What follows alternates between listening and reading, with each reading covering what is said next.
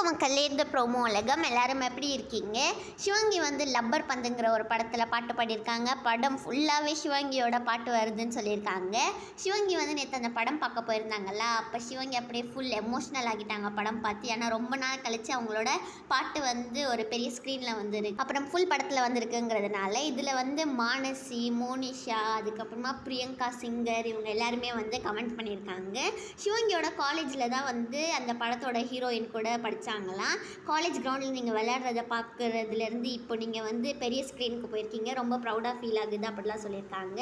Media மெசன்ஸும் அவங்களுக்காக wish பண்ணியிருக்காங்களா, thank you fame அப்படின்னு சொல்லி அவங்க வந்து ரிப்ளையும் பண்ணி இன்ஸ்டாவில் ஸ்டோரி போட்டிருக்காங்க.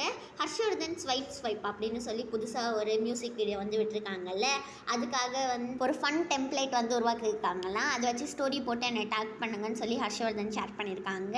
டாப் குக் டூப் குக் திருவிழா நடக்க போகுதான். அக்டோபர் 2 அன்னைக்கு சிட்டி சென்டரில் நடக்க போகுதுன்னு சொல்லியிருக்காங்க. நீங்கள் எல்லாரும் வந்து அவங்க எல்லாருமே பார்க்கணுன்னு ஆசைப்பட்டீங்கன்னா மறக்காமல் போய் பாருங்கள்.